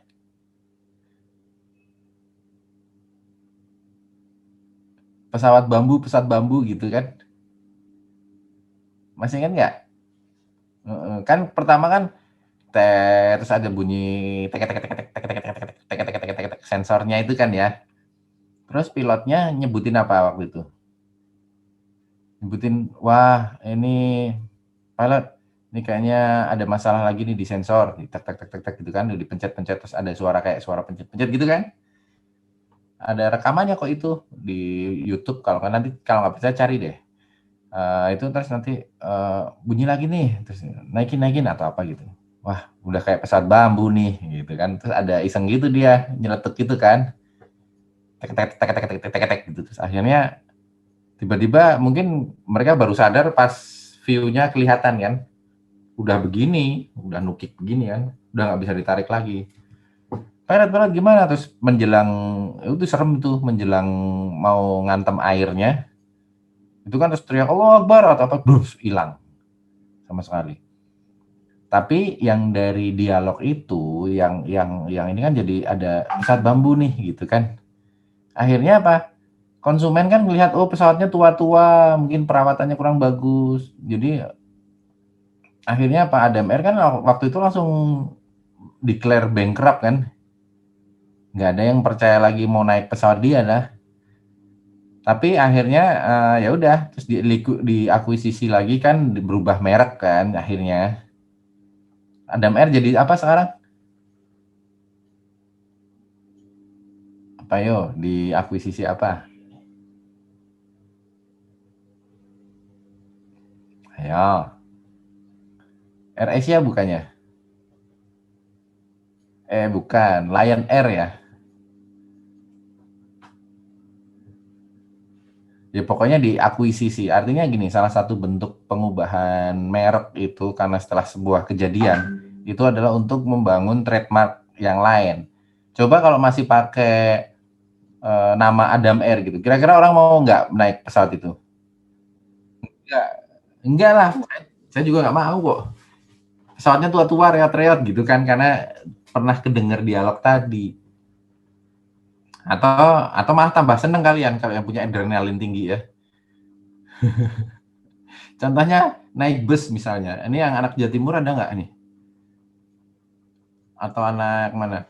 Kadang malah seneng naik bis malam apa Lorena atau apa gitu kan. Karena cepet, supirnya gila gitu misalnya, sering ngeblong. Ya nggak? Jadi akhirnya nggak tahu ya. Berkencana. Nggak suka, Pak. Oh nggak suka. Ada orang yang suka loh. Naiknya nanti naik ini aja gitu, bis yang itu karena supirnya sering ngeblong biar cepet sampai gitu. Ini yang kata-kata kayak Intan ini kayaknya seorang ini nih, buzzer nih. Bukan buzzer internet ya, yang suka naik bus gitu. Kan ada komunitasnya kan ya. Oke, next. Formal dengan kewenangan. Nah, ini biasanya atasan terhadap bawahannya. Dia akan menentukan nasib karyawannya seperti apa. Untuk dimutasi, dipromosi, demosi, atau horizontal. Makanya kadang-kadang gini, benar kita bekerja untuk kantor, bukan untuk atasan. Tapi juga kita harus pandai-pandai membawa sikap. Benar nggak? Bukan menjilat loh ya. Kalau menjilat itu gitu, es krim. Tapi kalau menunjukkan kinerja, kemudian menunjukkan attitude, sikap kita, itu adalah hal yang positif. Nah itu tunjukkan. Karena mau nggak mau yang menjadi pipeline kita atau pipa kita ke lebih atas lagi itu adalah siapa? Atasan kita. Misalnya kamu ditaruh di kabupaten, yang paling dekat siapa? Atasannya. Ya kepala seksi dan kepala kabupaten. Tapi yang punya wewenang untuk mindahin siapa? Provinsi. Jadi orang provinsi emang tahu kamu siapa? Kan nggak tahu. Ya kan? Taunya dari siapa? Dari kepala kabupaten atau atasannya kan, atau kasih gitu kan. Pasti nanti ditanya, kita mau refreshing nih, tempatmu yang anaknya cerdas, anaknya biasanya gini nih. Kalau pinter nanti tuh udah bukan pertanyaan utama. Karena semua anak STIS itu rata-rata pinter. Tapi yang ditanya gini, yang lincah siapa? Lincah tuh artinya gini, dikasih kerjaan, selesai dikasih kerjaan nggak gerutu dikerjain walaupun dia nggak bisa ya. Jadi nanti kalau dikasih kerjaan resepnya gimana? Satu, jangan sampai bilang nggak bisa, no, nggak, atau saya nggak tahu Pak, nggak bisa. Jangan pernah. Pertama adalah deadline-nya kapan Pak? Ya kan? Tanya. Deadline-nya 2 jam lagi. Nah, baru kamu bilang, oh kalau gitu saya nggak bisa Pak. Saya nggak ngerti Pak, ajarin. Tapi kalau dibilang deadline-nya kapan? Besok. Oh, pertanyaan kedua. Oh gitu ya Pak, besok ya Pak. Baru setelah itu, saya coba ya Pak. Saya boleh diajarin awalnya gimana Pak? Ada contoh-contohnya ya Pak? Nah, baru pertanyaan kedua. Ya kan? Itu kan sama halnya, kita nggak bisa, tapi kita cari jalan dulu. Terus setelah itu, kalian coba kerjakan secepat mungkin. Kasih, Pak yang kayak gini nggak sih Pak? Gitu. Bukan yang kayak gini. Harusnya yang ini. Dapat ilmu kan dari dia. Oh gitu. Baru kamu kerjain. Maksudnya gimana? Baru setelah itu kerjainnya agak nyantai. Makanya yang pertama kali kerjakan dengan cepat dulu. Salah-salah nggak apa-apa. Nanti kan dapat input dari atasan yang ngasih kerjaan. 2 kali balik lagi ada salah nggak? Oh iya ya, nah kayak gini nih. Tapi ininya gini, sebelah sini tambahin ini jangan dimasukkan ya. Oh iya Pak, makasih. Kan kamu catet. Pas balik lagi dibenerin balik. Ini Pak, selesai kan? Dan kamu dicap menjadi seseorang yang enak. Jangan nggak sampai, ya Pak siap. Terus balik arah agak murung. Terus balik lagi. Kan pimpinan juga akan menilai kita. Ingat ya, kita nggak bisa ngubah orang lain. Yang bisa adalah kita nge-manage diri sendiri, ya. Kita nggak bisa ngontrol orang lain untuk bereaksi kepada kita, tapi kita bisa mengontrol diri kita untuk bereaksi pada orang. Sama aja kalau kalian habis putus ya, misalnya sama pacar gitu ya. Ini kan udah tingkat 3 kan ya, saya ngomong kayak gini biasa kan ya. Habis putus kan biasanya yang terjadi apa? Nangis, apa sedih, yang cewek gitu. Yang cowok sih seneng-seneng aja ke warteg makan gitu kan ya. Karena stresnya makan biasanya kalau cowok kan. Nah, cuman kan ketika ditanya orang jangan senggol bacok juga gitu kan. Kalau ditanya orang, lu kemana gimana? Apaan sih? Nah, biasanya kalau orang lagi kayak gitu kan sensitif ya. Kita nggak akan bisa ngatur orang untuk, gue lagi sedih nih, lu baik-baikin gue dong gitu. Kan nggak bisa ya kita ngomong gitu ya ke orangnya. Yang bisa kan kita cuman bertanya, lu gimana? Walaupun gini, iya, gimana gitu. Tapi tetap respon kita yang baik. Nanti orang akan melihat kita, oh orang ini nggak pernah ada masalah, oh orang ini baik, oh orang ini nggak pernah ini. Kan ada orang yang lihat ngecap kita sebagai, ini si ini mudi banget kalau lagi apa-apa, pasti gitu deh. Jangan deket-deket dulu deh kalau dia lagi gini lah, gitu kan. Stereotip itu akan kebawa, biasanya itu di luar alam sadar kita untuk bereaksi terhadap sesuatu, termasuk di situasi kantor. Nah, makanya biasain untuk mengontrol emotion dari diri sendiri dan mengontrol reaksi kita keluar. Bener sih misalnya nih ya, kamu udah dapat kerjaan, dikasih kerjaan lagi. Sedangkan si B, dia nggak dikasih kerjaan. Nah kan kamu pengennya ngumpat kan ya, Pak jangan saya terus dong yang dikasih kerjaan dong, si B tuh dong. Nggak pernah dikasih kerjaan, giliran begini saya aja. Kira-kira yang atasan yang lakukan apa? Ya dia tetap akan ngasih pekerjaan itu ke si B sih. Tapi dia akan menilai kamu berbeda kan? Oh, si ini gini ya. Oh, jadi dia kalau aku kasih kerjaan tambahan gini ngerasa jadi beban ya, bukan jadi tantangan ya. Oh, ya udah deh. Nggak apa-apa, besok aku kurangi kerjanya. Tapi bener, kita akhirnya nggak dapat kerjaan itu kan? Bukan di kita bebannya kan? Tapi apa? Nilai kita jadi bener nggak? Dan itu tanpa afirmasi dari kita. Misalnya nih, saya atau Fadil nih. Fadil yang melakukan begitu. Saya akan ngomong gini, Fadil, karena kemarin kamu nolak kerjaan dari saya jadi nggak begitu suka sama kamu. Gitu. Kan nggak gitu kan. Dia akan diam aja kan. Tapi hal ini akan terjadi dengan orang ketika kita sudah pernah direspon. Makanya saya bilang tadi yang ini ya, baik formal maupun informal, attitude dan sikap itu yang terpenting. Ya, oke. Kita nggak bisa ngubah persepsi orang terhadap kita, tapi kita bisa melakukan diri kita minta untuk apa. Gitu. Respon ke orang tuh jangan sampai respon ini kira-kira nyakitin dia nggak, kira-kira dia bakalan nggak enak nggak, kira-kira dia bakalan seperti apa. Itu yang harus kalian pikirkan dulu sebelum bersikap. Ya, oke, next. Berikutnya penilaian individu nih. Kalau yang formal, seseorang pimpinan menilai disampaikan kepada bawahan, setuju, tidak setuju, diteliti oleh atasan setingkat. Nah, ini biasanya yang sifatnya operasional ya. Nanti misalnya, oh ini ada satu pekerjaan nih. Sita atau si siapa nih? Intan. Ini di sini kurang nih, Tan. Ini harusnya kasih tanggal. Oh, ini harus kasih ini, harus kasih ini. Nah, ini kan dinilai ya, langsung dievaluasi. Terus ada juga yang sifatnya penilaian kolektif. Dinilai karena kelompok tim kerjanya.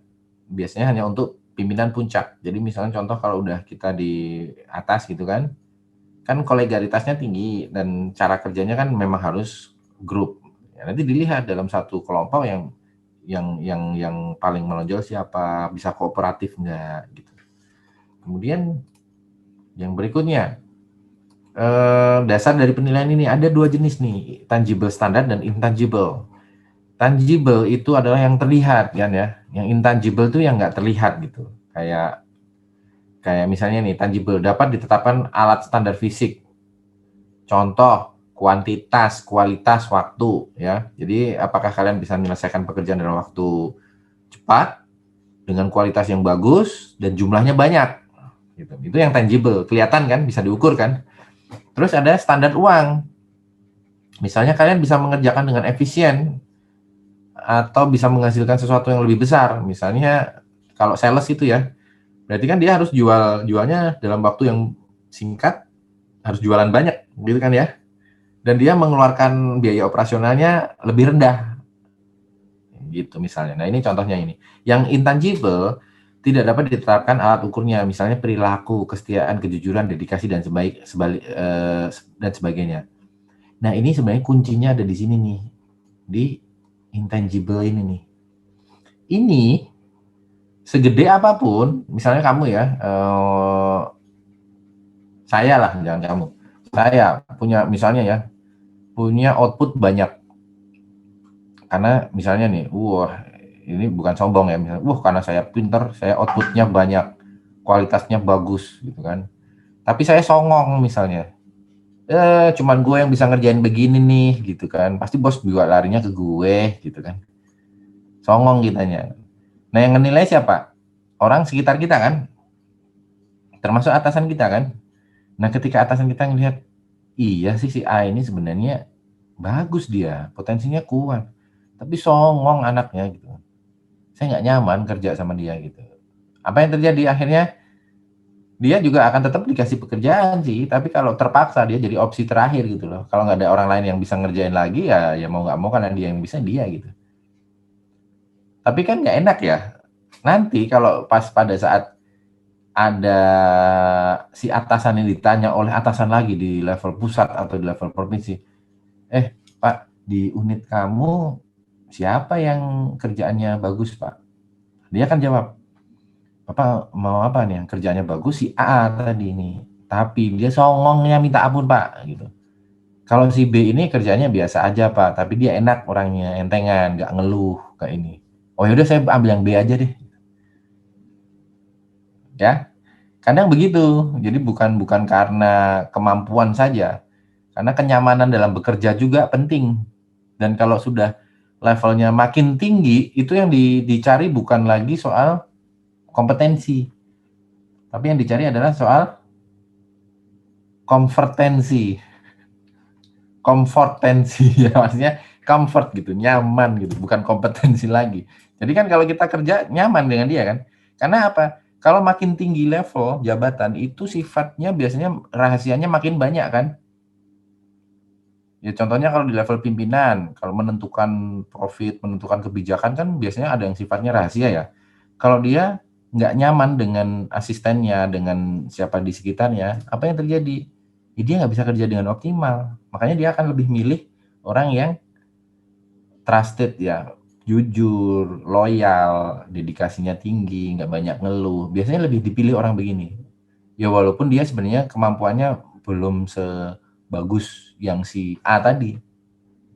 Tapi dia bisa keep secret, bisa membuat nyaman pimpinannya, kemudian bisa pokoknya kalau ada dia aman deh gitu istilahnya. Jadi nggak usah saya suruh dia udah ngasih draft ini, dia nggak usah saya suruh dia bikinkan slide, udah bikin ini, nah, kan nyaman. Kalau masalah kompetensi bisa disambil jalan, ya udah kamu besok ikut training, besok ikut ini, besok ikut itu. Nah itu yang terjadi. Terus next ada tentang ini, ada tentang ukuran kinerja secara praktis ya dengan pekerjaan, ditunjukkan dengan keberhasilan pekerjaan ya. Standar juga harus ada pembandingnya nih, berapa sih batas minimalnya, terus objektif ukuran yang mudah digunakan dan handal. Ini ada juga nih tentang instrumen penilaian kinerja itu harus punya sifat reliable ya. Ujungnya nanti konsisten. Kalau kita ngukur seseorang tuh harusnya konsisten. Kalau misalnya diukur kerjanya dari misalnya tingkat kesalahan pada misalnya membuat ini nih program atau apa gitu ya, dia pernah membuat kesalahan. Kalau kesalahannya lebih dari 5 maka dinilai 80. Kalau kesalahannya kurang dari 5 maka 90 ke atas. Nah itu harus konsisten. Relevan, harus dihubungkan dengan keluaran dari suatu kegiatan, outputnya. Itu harus relevan. Nilainya berapa? Outputnya 1 doang, masa kita kasih nilai dia 90 gitu kan? Oh ya cukup 80 gitu. Sensitivitas harus dihubungkan dengan outputnya ya satu kegiatan. Kegiatan ini sensitif nggak gitu. Kalau semakin sensitif dan kompleks suatu kegiatan, maka penilaiannya akan semakin tinggi kan. Praktikal harus dapat diukur dengan clear, harusnya dengan jelas. Gitu ya. Ini sifat untuk penilaian. Nah, ini dia nih. Kalau metode penilaiannya nih ada modern dan ada tradisional ya. Di sini ada assessment center, kemudian human accounting, itu yang modern ya. Kalau tradisional ya rating scale. Si Fadilah ini anaknya gimana sih? Coba kamu nilai dari 1 sampai 8, sampai 10. Ah, Pak, dia 7 aja, Pak gitu. B aja, Pak gitu misalnya. Enggak, nih Fadil ini cuma contoh loh, ini. Enggak serius. Terus si Bernard nih gimana? Wah, si Bernard nih Pak, kalau dari 1 sampai 10 dia 9. Misal. Terbang Bernard. Ya, itu yang tradisional ya, kayak gitu, pakai skala. Tapi kalau skala itu nggak menggambarkan secara keseluruhan kan, dan sangat subjektif kan. Makanya yang modern ini ada assessment center. Assessment center itu bukan tempat. Assessment center itu metode. Jadi ada banyak variabel yang diukur, ada banyak orang yang mengukur. Asesornya itu ada banyak, ada 3 orang minimal. Jadi yang misalnya saya minta Sita ini dinilai, yang menilai nggak cuma saya, tapi ada 3 orang lagi yang menilai. Oh, Sita ini begini, menurut saya begini, oh ini begini. Nanti didiskusikan lagi. Terus toolsnya juga nggak cuma satu. Kamu mungkin dikasih soal kayak dulu ya, Kremlin test, cepat ngerjainnya. Terus dikasih soal kasus. Oh, kasus karena nulis mungkin analisisnya jadi agak lama gitu kan. Terus dikasih satu lagi wawancara misalnya setelah dikonfirmasi dari hasil yang pertama, kedua. Nah, itulah assessment test. Banyak metode, banyak orang yang menilai. Jadi lebih complicated. Ini sudah saya jelaskan ya. Employee comparison dan lain-lain itu. Ini membandingkan nih antara A, B, dan C gitu. Tapi kan nggak enak ya. Dibandingin kan paling nggak enak ya. Tapi zaman dulu begitu loh. Nggak usah zaman dulu. Di rumah aja kan sering ada nggak yang sering dibandingin sama adiknya? Atau kakaknya? Biasanya paling sering kan dibandingin sama kakak ya. Itu loh Mbok ya, kayak kakakmu itu loh, disuruh apa-apa nggak bantah gitu kan. Kalau udah digini ya udah kakak aja gitu. Gitu kan. Terus ada checklist, memberikan masukan informasi berdasarkan kriteria yang ada. Kemudian ada freedom essay, diberikan kasus dinilai gitu. Terus berikutnya ada ini sama ya. Ada komparasi metode alternatif ranking, menurunkan nilai dari yang tertinggi sampai ke rendah atau sebaliknya. Paired comparison dilakukan dengan membandingkan seorang dengan seorang lainnya. Salah nggak sih begini? Nggak salah. Jadi orang kalau banding-bandingin tuh kamu jangan suka bandingin dong. In fact, kita pasti akan selalu dibandingkan. Ya, in fact gitu. Jadi maksudnya gini, jangan baperan juga ketika kita dibandingkan. Karena biasanya orang membandingkan itu misalnya dari kemampuan kerjanya ya. Si A ini bisa loh dia ngerjain ini. Jangan bilang, iyalah Pak, si A kan pinter orangnya. Nah terus kamu nggak pinter gitu. Nah, kan gitu kan pertanyaannya. Iya, cuman maksudnya cara pengeluaran gini. Oh, mungkin si A sudah tahu duluan, Pak. Saya belum tahu duluan, Pak. Tolong kasih tahu saya, Pak. Saya akan kerjakan, Pak, sebaik mungkin, Pak. Ya mohon maaf kalau ada salah-salah sedikit. Nah, gitu kan lebih enak ya daripada reaksi kita yang pendiam misalnya, introvert. Begitu diomong dibandingin langsung diem. Tambah kecil, tambah kecil, tambah kecil, tambah kecil, tambah kecil. Jangan. Atau yang ekstrovert begitu dibandingin, jangan gitu dong, Pak. Atau pergilah kasih, kejarlah. Siapa? Nah, jangan. Jadi reaksi itu yang paling penting. Jangan kagetan, jangan gampang bereaksi ya. Istilahnya sumbunya jangan pendek. Kalau ada sesuatu tuh dipikir dulu baru kita bersikap. Pursuit comparison itu melakukan pembandingan tetapi kriterianya lebih jelas. Misalnya prestasinya baik sekali, memuaskan kurang, untuk kriteria lainnya. Ini untuk karyawan yang sifatnya banyak. Oke, terus kemudian ada lagi yang ini tadi. Ada yang namanya modern tadi ya, assessment center, kemudian manajemen berdasarkan MBS, objektif ya. Ada yang human asset account. Ini yang secara modern. Yang paling banyak praktikalnya itu yang atas, assessment center ya. Kalau yang kedua itu karyawan diikut sertakan dalam perumusan masalah menurut kemampuan karyawan. Nah, kemudian yang ketiga itu yang human asset accounting itu faktor penilaian kerja dinilai sebagai individu modal jangka panjang, sehingga sumber tenaga kerja dinilai dengan cara membandingkan terhadap variabel-variabel yang dapat mempengaruhi keberhasilan. Jadi, misalnya di perusahaan multinasional, kalau kalian udah masuk dan kalian punya potensi tinggi, itu akan dijaga terus kan? Tapi dikembangkan, suruh sekolah ke luar negeri, suruh kursus. Tapi setelah pulang dari kursus diikat, kamu harus kerja dulu selama minimal 4 tahun. Nah, tapi kalau diikat doang, nggak dikasih kompensasi, apa yang terjadi? Kabur kan?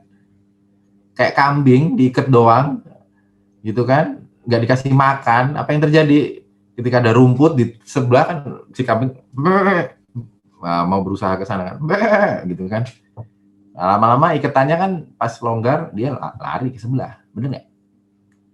Sama, ketika seseorang yang bagus potensinya habis disekolahin, dia punya certified apa dari satu perusahaannya nggak mentreatment dengan baik, dia bisa di-hijack oleh perusahaan lain, ya kan? Nah, untuk tidak di-hijack, maka human asset ini dia akan memberikan kompensasi yang lebih tinggi. Yang pertemuan sebelumnya kan saya jelaskan, kayak manajer cabang sebuah bank itu biasanya dikasih mobil dengan platform, misalnya kalau cabangnya di kota kecil ya dikasih platform misalnya 300 juta. Dalam waktu dia harus kerja 3 tahun, itu mobil dari miliknya. Kemudian kalau misalnya platformnya kepala divisi yang lebih tinggi, mobilnya platformnya 600 juta gitu. Makanya orang bank dulu, ya sekarang sih masih ya, mobilnya bagus-bagus kan? Itu karena apa ya? Itu tadi sistemnya untuk ngikat dia supaya nggak pergi. Gitu. Nah, kemudian ada juga filosofi dalam apa namanya nih ya, MBO atau MBS, Management by Objective. Nah, ini biasanya yang bawa yang bawa adalah Peter Drucker ya, mulai kinerja karyawan berdasarkan keberhasilan mereka dalam mencapai tujuan. Kemudian ada lagi yang MBS 2 nih, ciri-cirinya. Adanya interaksi antar bawahan dan atasan. Kemudian mereka bersama-sama menentukan sasaran dan kriteria pekerjaan, memperhatikan masa kini, menekankan hasil kerja maksimal. Kelemahannya ada. Pendekatan melalui MBO sangat individualistik. Jika penerapan sasaran tidak hati-hati, maka sasaran yang menghambat sasaran lainnya. Makanya kadang-kadang sekarang ada pendekatan baru namanya agile kan. Seseorang dalam satu tim dibagi pekerjaannya, tapi harus jelas konsep dan framework-nya harus sama. Nanti begitu output-nya dijahit bareng, itu polanya sama gitu. Nggak satu panjang, satu pendek gitu. Jadi bisa dijahit jadi baju gitu. Satu bikin lengan, satu bikin depan, satu bikin belakang. Oke. Sampai sini ada pertanyaan? Tinggal beberapa slide nih. 4 slide. Tolak ukur penilaian. Ada relatif sulit karena adanya kecenderungan ya. Ada kecenderungan central tendency. Penilaian memberikan nilai sedang. Ya kan? Ini paling aman nih biasanya. Orang-orang kan kalau kalian dapat survei misalnya skala 5, biasanya isinya di mana? 3 gitu kan. 4. Atau kalau jelek 2. Nggak ada yang berani ngisi 1 atau 5. Kalau nggak bener-bener benci sebener, kalau sebel bener gitu kan baru diisi 1 gitu. Jelek banget gitu. Atau bagus banget. Nah, padahal itu apa ya, satu penilaian karena budaya kita kadang-kadang salah. Kalau emang bagus banget ya sebutkan bagus banget, jangan cuma bagus gitu. Kasihan kan, menghambat orang kan.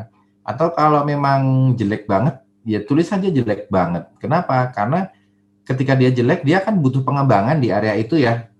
Ya minimal setelah di training kan dia nggak jadi, bukan jelek banget, tapi jadi jelek gitu kan. Mending lah naik 1 level. Nah, tapi nanti periode berikutnya dia di training lagi, jadi sedang, di training lagi jadi bagus, di training lagi jadi bagus sekali, seterusnya begitu. Terus ada leniency, kecenderungan penilaian memberikan nilai tinggi. Ini bisa juga nih over gitu kan. Karena dia udah kenal, karena dia sudah tahu, atau dia anak ponakan dari saudaranya gitu kan. Kadang-kadang kan jadi bias ya. Bias gitu. Jadinya orang akan memberikan nilai cenderung tinggi. Strictness, kecenderungan penilai memberikan nilai rendah karena strict banget. Ini kayak dosen pembimbing nih.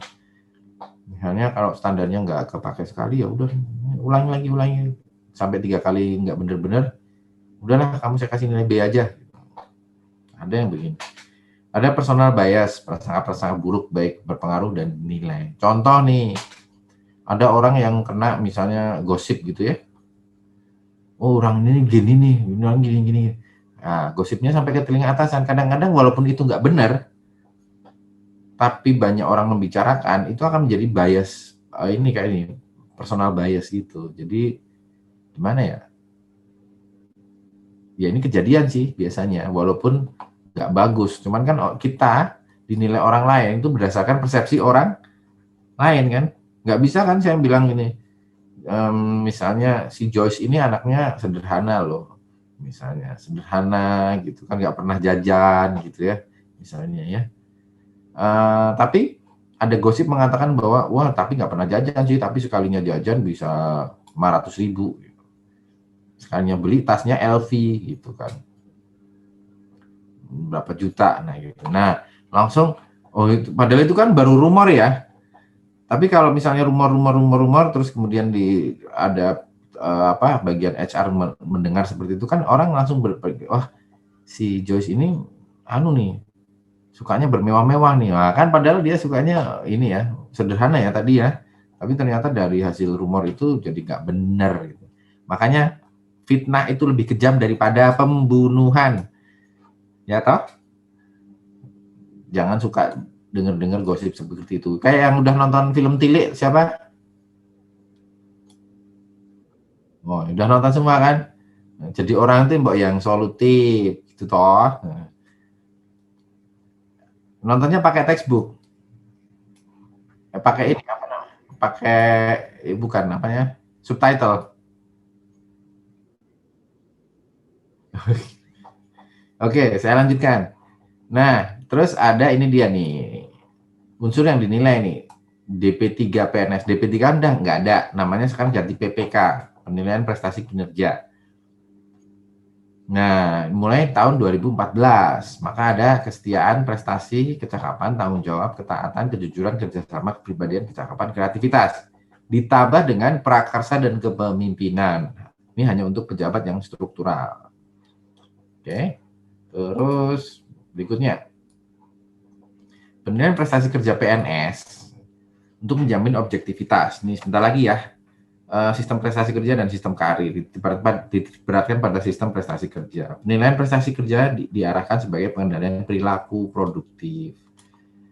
Kemudian penilaian prestasi kerja dilakukan berdasarkan prinsip objektif, terukur, akuntabel, partisipatif, dan transparan. Nah ini dia, bobot-bobot nih penting nih. SKP bobotnya adalah 60%. Penilaian prestasi PNS dilakukan oleh pejabat penilai sekali dalam 1 tahun. Jadi SKP bobotnya 60%, perilaku bobotnya 40%. Oke, terus ini mekanismenya nih. Sistem penilaian prestasi kerja. Tupoksi individu PNS, tupoksi renja. Masuk menjadi SKP setahunan, kemudian penilaian kinerja, hasil penilaiannya seperti apa, baru feedback hasil penilaian, terus tindak lanjut. Kalau feedbacknya baik, maka dapat reward. Kalau buruk, maka mendapat pembinaan atau punishment. Nah, pada saat penilaian kerja ini, yang di sini adalah objektif, terukur, akuntabel, dan partisipasi serta transparan. Ini prestasi kerja, kontraknya gimana, perilaku kerjanya seperti apa. Nah, contohnya seperti ini nih, formnya. Formulir sasaran kerja pegawai, SKP, itu seperti ini. Ini pekerjaan yang dilakukan selama 1 tahun. Oke, ke bawah seperti ini. Nah, ini CKP. Bedanya apa? SKP, CKP. Kalau CKP itu capaian bulanannya. Kalau SKP kan nanti kegiatan selama 1 tahun. Nah, kalau CKP itu adalah cascading-nya atau breakdown dari SKP. Bentuknya seperti ini. Nah, setelah digabung, maka menjadi PPKPNS. 60% dari yang di atas ini, jumlahnya kan 86 ya ini ya. Totalnya 86, jadi ditaruh di sini 86 kali 60%, hasilnya 51,6. Nah, terus kemudian yang ini, attitude-nya itu dilihat dari sini. 90, maka nilai rata-ratanya adalah 90. Perilaku kan 40%, jadi 40% dari 90 adalah segini. Nah, totalnya di jumlah, ternyata 87,60. Baik. Ini ada range-nya nih. Misalnya 65 sampai berapa? 65 sampai, sorry. Ya, 65 sampai 70 misalnya cukup, terus kemudian 70 sampai 80, 90 baik, terus di atas 90 baik sekali. Itu ada. Oke, sampai di sini ada pertanyaan nggak? Udah selesai kita. Joyce, mau nanya Joyce?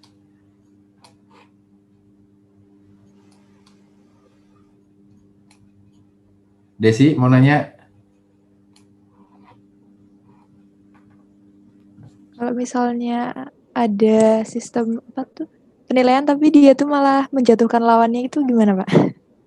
Ada sistem penilaian yang menjatuhkan lawannya. Bukan, maksudnya kayak temennya itu tuh malah menfitnah atau gimana gitu. Kan akhirnya jadi penilaiannya buruk di atasan. Imposter. Ya? Siapa tadi yang nambahin? Suara cowok tadi?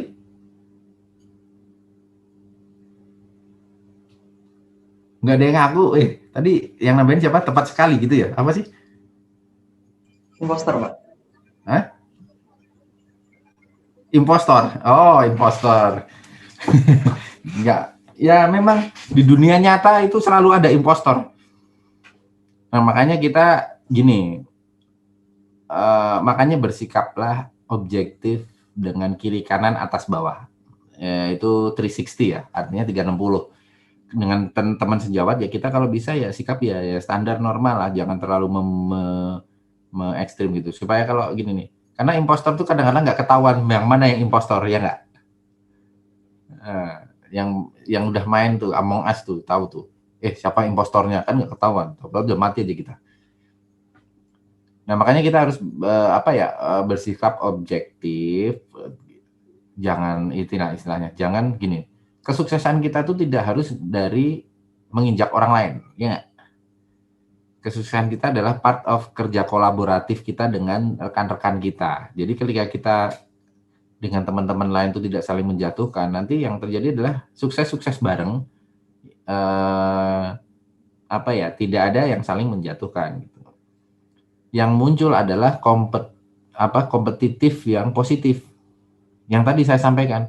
Jadi misalnya kok dia seperti itu ya. Akhirnya yang dijadikan ini dia white campaign akhirnya. Dia kayak gitu caranya gimana ya? Nah, nanya gitu. Nah, yang ditanya juga jangan rahasia, itu kan resep gue. Ibaratnya gitu kan. Kan kadang-kadang begitu ya. Nah, biasanya kayak ingat nggak zamannya ada Intel sama AMD? Ya sampai sekarang ya ada Intel sama AMD ya. Cuman kalian ngerti nggak?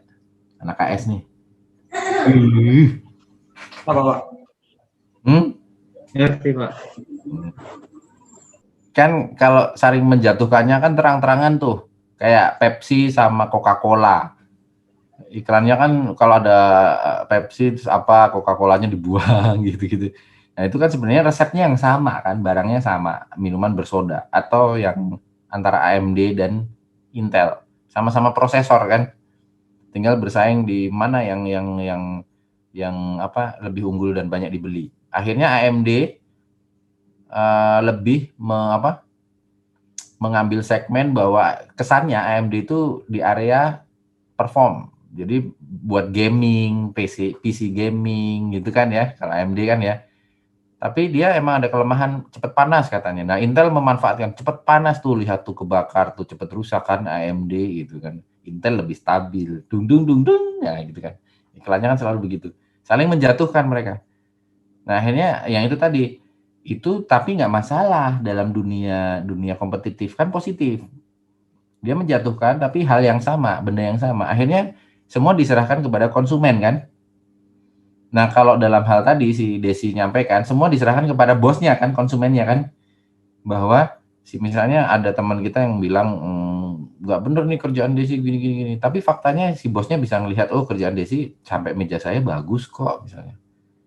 Oh nggak apa-apa, berarti yang satu cuman iri saja, nggak apa-apa. Nanti yang satu dipanggil yang iri tadi. Gini loh, kamu jangan iri sama si Desi gitu. Kalau kamu mau unggul, nih saya kasih kerjaan ini, coba kamu tes, kamu kerjain. Nah biasanya bos atasan yang bijak begitu. Nanti akan muncul positif kompetisi yang positif. Contoh nih, urutan pindah. Ya, urutan pindah. Contoh kalau kalian penempatan di Maluku, terus home base kalian misalnya di mana? Kalian pengen pindah ke Sumatera gitu ya. Kan suka ada urutan pindahnya kan ya. Yang pertama biasanya masa kerja, di situ yang terlama siapa dulu, terus kemudian antrian yang kinerjanya bagus siapa dulu gitu kan. Terus nanti ya bolehlah pindah ke pusat atau pindah ke Sumatera ke tempat kampung halamannya gitu kan ya. Kompetitifnya begitu. Tapi syarat ini pengecualian untuk yang nikah sih ya. Kalau nikah biasanya disetujuin aja gitu ya. Jadi kalau saya pindah Pak, kenapa mau nikah, mau kawin Pak? Nah, disetujui. Udah? Ada pertanyaan lagi? Wasilah kayaknya mau nanya itu alisnya udah ngedut-ngedut gitu. Oh enggak. Terus Intan nggak nanya. Saya tutup dulu ya. Besok hari Kamis berarti tentang mutasi ya. Kamis kan pertemuan terakhir sebelum UTS ya. Nanti tugas hari ini resume yang tadi bikin aja nih metode dalam penilaian 3 halaman belakang bikin resume ya. Nggak usah banyak-banyak ya. Yang mana tadi ya? Sebentar. Ini aja deh. Apa beda antara PPK, PNS, dan DP3? Dah, gitu aja. Oke. Terus nanti di-submit sebelum jam 4 ya. Karena ini udah hampir setengah 4. Saya cukupkan sampai di sini. Kalau nggak ada pertanyaan, kita kejumpa lagi di hari Kamis. Sesi 3 ya. Kok pada kaget sih? Pada nggak ikhlas gitu? Saya tutup. Tadi udah buat rangkuman, Pak. Responsinya, Pak. Tiba-tiba ganti, Pak. Ya udah ya. Kita jumpa lagi di hari Kamis. Oke? Sip. Jangan lupa walaupun PSBB tetap perawatan ya. Biar nanti balik ke Jakarta tetap glowing. Dah? Ya, saya cukupkan sampai di sini. Saya tutup kuliah kali ini. Wassalamualaikum warahmatullahi wabarakatuh. Waalaikumsalam warahmatullahi wabarakatuh.